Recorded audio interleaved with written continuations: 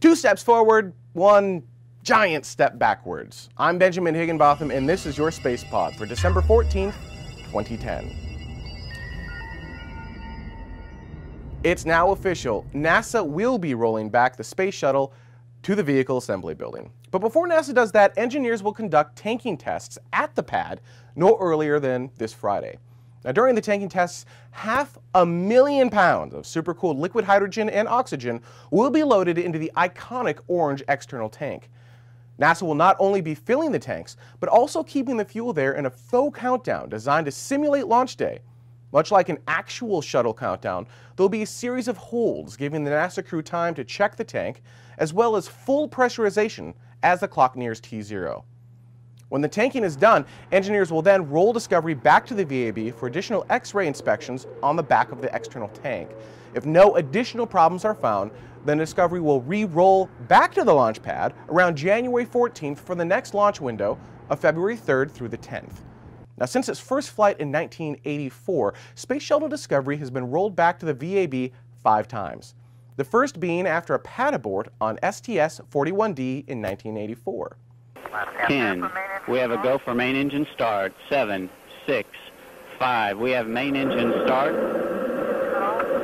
We have a cutoff. NTD, we have an RSO abort. We have an abort by the onboard computers of the Orbiter Discovery. Then again, after cracks were found on lug hinges for STS-39 in 1991, again after woodpeckers drilled around 195 holes in the external tank foam for STS-70 in 1995, once more for foam insulation problems in 1999 on STS-96, and again in 2005 for STS-114 in order to get a new external tank in preparation for return to flight. This will be the 6th and potentially final time Discovery has to roll back in what will be its 27-year history. Now, once Discovery is ready for launch, there will be hundreds of cameras capturing ascent. Recently, the 45-minute-long video, aptly named Ascent, has been made available on YouTube, created and narrated by NASA engineer Matt Mellis and Kevin Burke. This is some of the most amazing space imagery and geekery you're going to see for a long while. Here's just a small sample, but you really should check out the full 45-minute clip. And so the purpose of this one is to check to make sure ignition is going off okay, which is what you're seeing here. Main engine start is just happening, and you can see the engines are starting one at a time.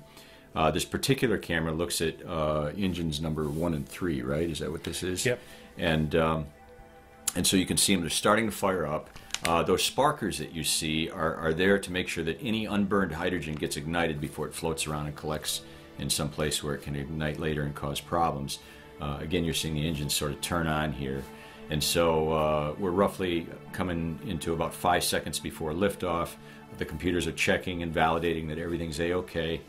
And there's a little bit of a pitch over that the whole vehicle does as a consequence of these engines thrusting off the center of gravity. And when the whole vehicle snaps back and is straight up in the air, the engines or the boosters ignite and the whole thing takes off. Great photography here. I mean, you can see all this flow phenomenon going on inside the engines. Now, the Space Shuttle main engines are burning hydrogen and oxygen, and I'll talk about some of the fun facts about that later on in some of the other clips that you're going to see. But here you can see the engines have stabilized and everything is A-OK.